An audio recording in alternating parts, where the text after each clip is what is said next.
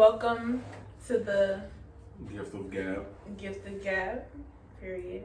Yes. You know, it's about growth. Accountability. And Balance. Yes. Today's topic, we discussing love, which is the highest level of understanding. Talking about love dealing in the mind, body, and soul. Because it's 3 stages or 3 degrees of love. So you could be talking about the body, which is the physical appearance. You could love the way somebody looks. Or you could talk about the mind, which is, it deals with the under their understanding. So certain customs or certain concepts and ideas that they learned from when they were younger. Or you could be talking about the soul, which is the electromagnetic energy or the consciousness manifested within the physical form. This is them. They're like their true self. You see what I'm saying? What y'all think about that? So let me start it off. Can I start it off? Go ahead. All right. Rock out. So, love. The first encounter we have with love is when we're born, right? With our parents. With our parents, exactly. That's So, right then and there, that sets us up for what we will perceive love as. So, for those people who, are abused and whatnot, they grow up to be abusers because that's how they show their love. You know what I'm saying? That's how they show their affection. Whereas somebody who came out and their parents showered them with nothing but, gifts, love, like affection, abundance. You know what I'm saying? You're gonna come out more looking for that kind of love. Yes, looking for that kind of love, searching for that kind of love, and less broken when it comes to love. Do you feel like there's certain types of love that your parents or your relatives show you to? Like some families, like for example, my family, we don't say I love you all the time. You dig? I think we show love through what's the right word? Just like service. Okay. So it's Act like of what service. we do. Yeah, acts of service. So it's like what you do for us. Like for instance, if my car broke down right now, and I call my grandpa, he's coming. I know for no shadow of a doubt that I know he's coming. And that's just the way our family is. Like if we need help, we coming through. But on the often, like as far as showing that affection, it's not there. Right? It's I not there agree at all. 1,000%. And that's kind of how it is with like my family. Like it's generally more or less like we show ours with like coming together. Like it's like that vibe, that energy, like the laughing, like the playing around. Yeah. But it's like y'all love you, but we showing it in a playful manner, cracking jokes on you. Like that's just how we grew up. Like I never heard my cousin say, "I love you." My grandma, "Oh, I love you." Like I never once heard it in my life.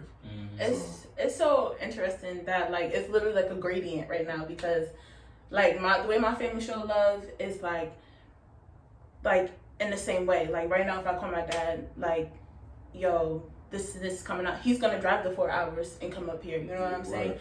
And at the same time, with your family, it's like my family did the same thing. Like, like we would joke around. Like I could literally be like, "Hey ma, what's up, little hoe?" Like, you know what I'm saying? Like, and she would be like, "I know you ain't talking." Like, you know what I'm saying? Yeah. But the way that my parents show me love is like what we did. Right. You get what I'm saying? So like, I was like in competitive ass sports. They loved that. So through that, they spent however much money it was. They was buying $300 uniforms and equipment and all this other stuff. You know what I'm saying? So it's like really interesting that like it's literally like a gradient. You get what I'm saying? Right, like he's on one side, I'm on this It's side. like But I'm literally in the middle because you live in both. you get what I'm saying? Because literally, I have an uncle that I know that loves me, but he would never say I love you. Like Right. I literally, You know the love. you get what I'm saying? And You I can feel literally, and I literally only heard him say I love you like once in my 23 years of living. You know what I'm saying? And whereas my mom, she'll say like I love you, but growing up and being the one that bundled everything inside, it was hard for me to say like I love you back to my own family members. Listen, I can agree 1,000% because the first time I heard my dad say I love you, that shit threw me for a loop. Yes, I'm like, what? Your friends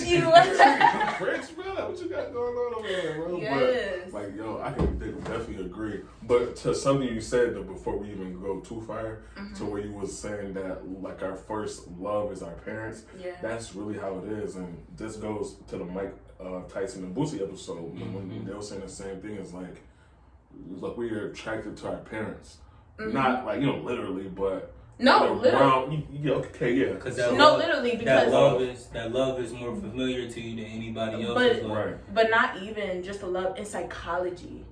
And psychology teaches us that when we are young, whether you're man or female, right, you actually have an attraction to your parents. And this comes from like a study. I'm slipping out my head right now, but it comes from a study where a young they had a young boy, and he was always around his mom, and eventually he said, "Mom, I want to marry you." You get what I'm saying? And it's not out of it's just out of the love that she showed him. You get what I'm saying? That's why there's always mommy boys and daddy's girls. See, but I was just telling somebody the same thing. It's like sons attract to their moms so much more, and the daughters attract to the fathers more. But it's like I've been trying to change that narrative with my son. Not saying like him not loving his mom, but him like wanting to be with the dad. Like, oh, I love my dad just as much as I love my mom. So it's like trying to find like that balance, because real quick, even in the beginning of him being born, he was always wanting to be with me. Like, he'd cry, he'd leave, and he'd just be crying. But it's like, when I was, leaving, to like training on a service or whatever, he got that time to be with his mom. Yeah. So it created balance, but it kind of messed me up psychologically, because now I'm moving away. Now I'm detaching myself. Like, that shit fucked me up for a minute, but then I had to find that balance, find that groove to where it's okay, she get her time, but I get my time, because I know that it works for me. Like, and one thing or two I want to applaud you too is you changing the narrative as far as with your son, because the way we came up, you start building that rapport and that real relationship with your father once you start coming into manhood. You see what I'm saying? Like me, like when I turned 18, well, not even 18, matter of fact, 17 going on 18. Like, my dad, he started talking to me different, like, talking to me as an equal, not a child. Like, he definitely changed a lot, like, mentally, like with me, but it's just like more or less like he talked to me. Like, he didn't talk at me, he talked to me. So it just felt better. Sense of equality, like, and I grew that attachment to him, like, because it's easier to talk. Instead of my mom, she just over me, like, right. Like, I don't want to hear this shit. Yes, I definitely agree with that. But at the same time, you're trying to switch the narrative, and like, where was I trying to go with this? You're trying to switch the narrative and be closer to your son, but eventually, that love is going to clash, and I'm going to tell you why. Because of he's always going to feel more drawn to the mom, because he's a protector. At the end of the day, you get what I'm saying? He's a man. At the end of the day. So just had a situation. So bad though, so I'm good. Yeah, so it's like get that bond with him now, but feed into that protection, because then that just means that when he does decide to date, when he does decide to marry, he's gonna do the right. You know what I'm saying? He's gonna do the right things. He's not just gonna be like, oh nah, like I'm just this manly man. Like, as what you say, like you're saying, you know what I'm saying? He's gonna have that nice balance that women nowadays are trying to look for, that a lot of men lack. You know what I'm saying? It's gonna be a soldier instead of a savage. Literally. Be a soldier instead of a savage. You heard? Hello, right there. I like that. Right there. Some cool shit. Word, yeah. I'm trying to think of something that y'all said that like sparked something too. I can't think about it. Go ahead. So we're gonna get back onto the mind, body, and soul. So it's pretty much like this, right? Each degree also has a positive, but also has a negative. You see what I'm saying? So like the body, right? Females could be then this really happens, this insecurity really happens when you don't have that self-confidence and you don't believe in yourself. So it's like a woman can see on Instagram that all the men are attracted to females that's built right. You know what I mean? Got a nice ass, nice titties, whatever. You see what I'm saying? And Cartoon. if she looks at herself and sees, well, damn, I don't have that, then those insecurities are gonna come in. Or I don't have the long hair like they do on the TV. Those insecurities will start to come in. Also, y'all want to add on to that? Because I was gonna go straight to the mom. But if y'all want to, anybody got anything to add on? I mean, just based on what you said before, prior. No, my bad. No, go ahead. Just on what you said when you was like, some like men maybe like, oh, she don't like short men because she like tall men. Like that could be an insecurity too in the body aspect. Like just saying, like, you know, saying what you were saying on that, or features or whatever the case may be. Like just insecurities, period. And that can in the body aspect. That can go completely on the opposite spectrum of love. That can go to self-hate. You see what I'm saying? Because now you hate yourself because you don't match this preference. Yeah. Sorry, I had to cut. I had to cut in because you ain't cut in. You filled in. You filled the gap. Yeah, you filled the gap. Yeah, because I'm gonna have to stick up for the girls. Like I have to stick up for the girls. Not yes.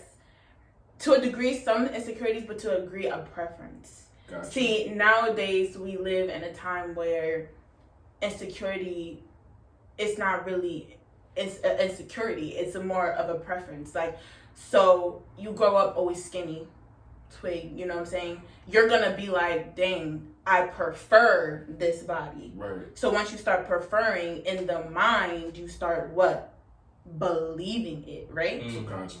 Subconsciously. So really and truly, just like anything else that comes with love, mind, body, soul, when you see this person, whether it be short, tall, fat, whatever the case may be, that's a preference. So where's that silver lining? Where's that silver lining now from insecurity and preference? Where's that line at now? That's the battle that's always going to be ongoing, because it's like, I think for it to be insecurity. How would you look at that?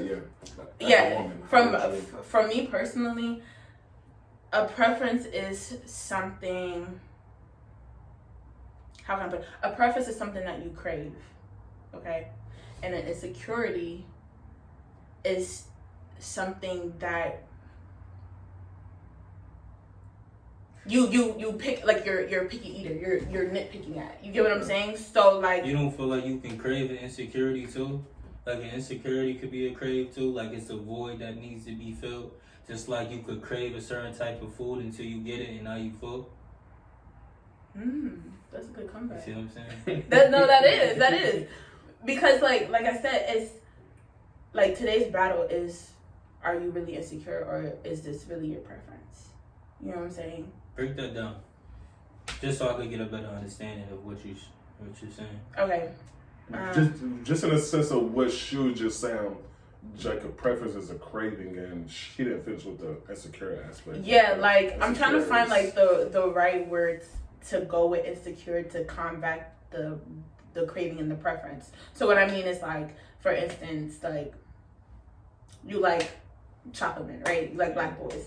Boom, you're gonna be like, okay, that's a cold one, right? Whatever y'all say out here, that's cold, right? And you're like, yeah, I mean, you be like, yo, that's. But then you see, then it's the, okay, who does he like? You get what I'm saying? You get what I'm trying to say? Who does he like? So now you're looking, you're stalking his page, you're doing what you do, right? Like on Instagram where they used to show what you like. And that's where you were talking about.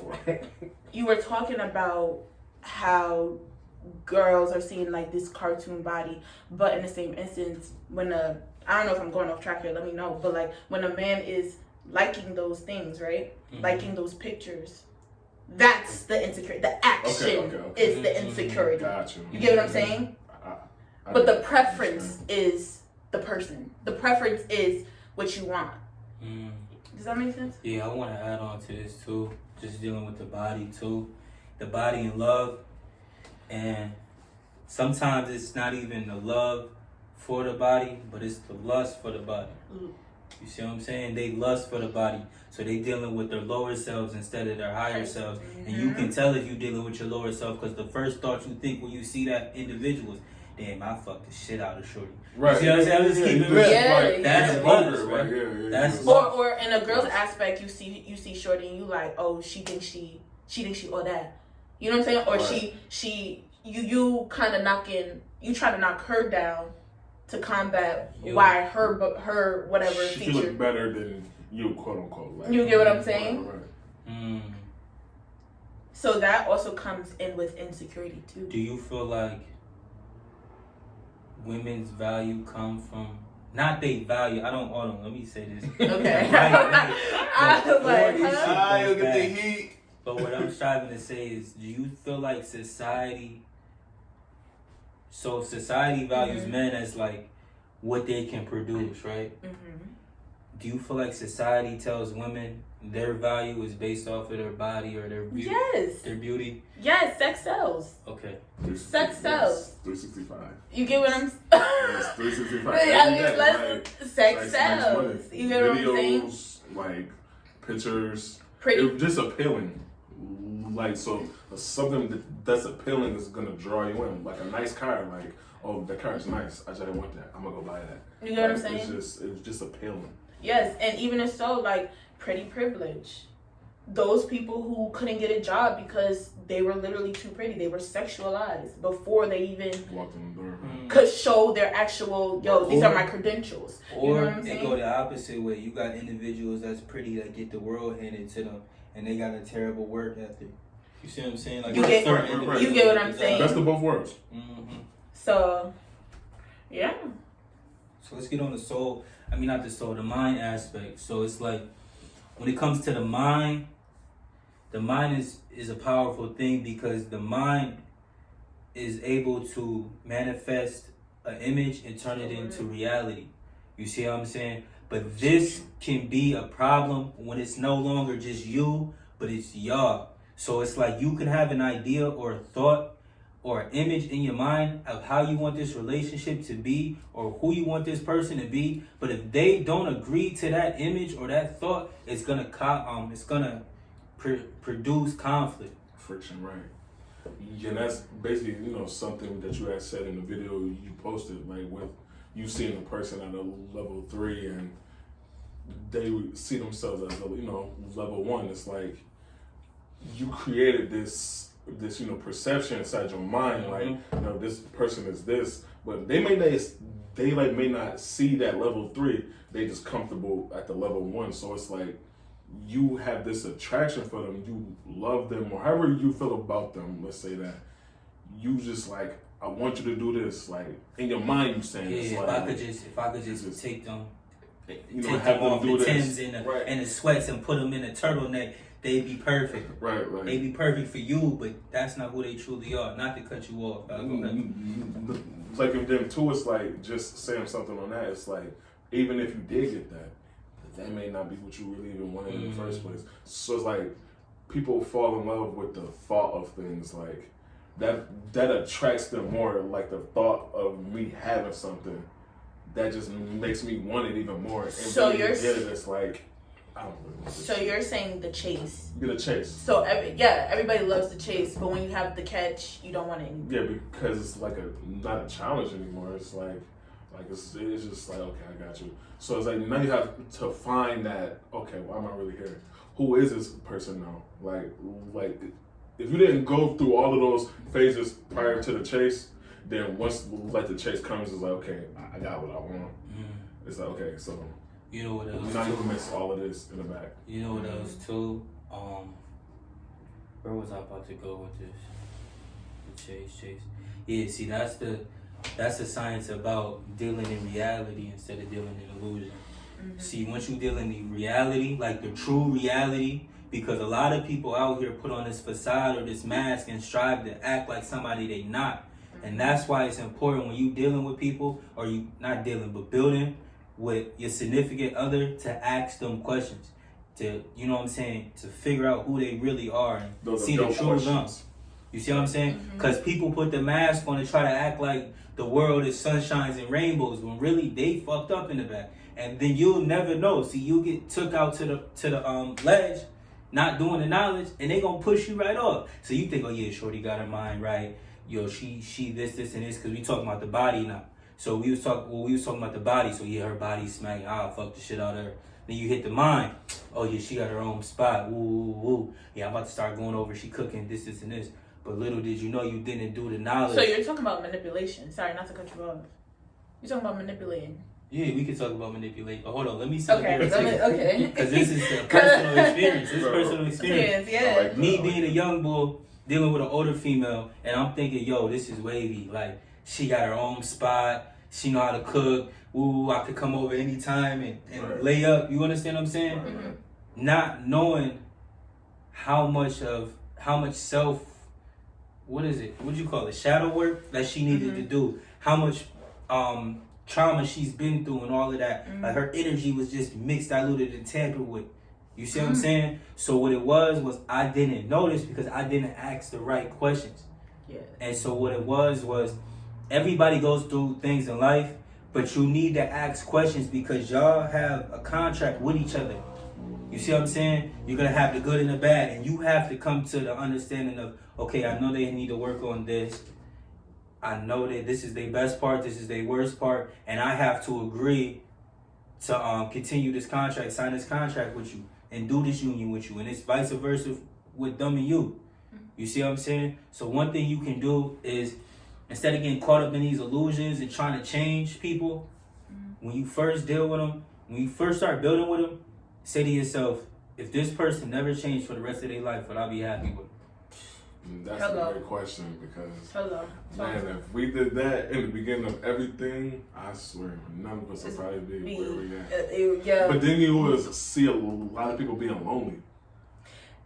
To an extent. Lonely, to an extent. But also a lot of people won't learn the lessons that they needed to learn. You're right. You get what I'm saying? Right. You would, in no sense, you would take granted of, like, you lucking out. Right. You get what I'm saying?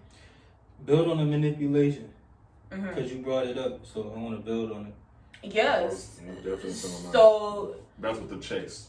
That's what the chase, the manipulation, that man seeing this young girl having her own, doing her own thing. Yeah. Or she was vice versa too. Yep, or vice versa too, because it's the older women that be coming from because listen. Words.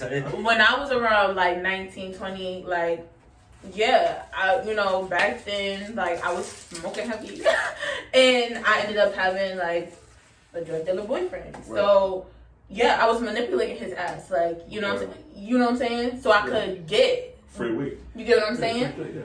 But it's like, it comes to a point in time where that manipulation starts to cause hurt, and that manipulation starts to deteriorate your body, not just out of their benefit or like for them. Just like when you start realizing, like, yeah, I'm getting what I want in the end, but it's coming at a price. So in the sense of, like, asking those questions and doing that, so that if you did want to manipulate, you can kind of veer in the right direction. You know what I'm saying? Like, you guys kind of get what I'm trying to get? You know, like, so that energy, that manipulation energy, it goes against your own self. So, yeah. You see what I'm saying? And then it starts to grab from the original. So your core essence of who you are, you start to graft, and you become a copy of yourself. You're not as strong as you was. It's almost like if I took this cup and I grabbed some water out the ocean and came back, it's not the whole ocean. You're not getting a whole grasp of the ocean, from the waves to you hear the little seagulls stealing little kids' hot dogs. You understand what I'm saying? Right. You don't feel the sand on your feet. You understand what I'm talking about? So I'm not getting the whole experience. Yes.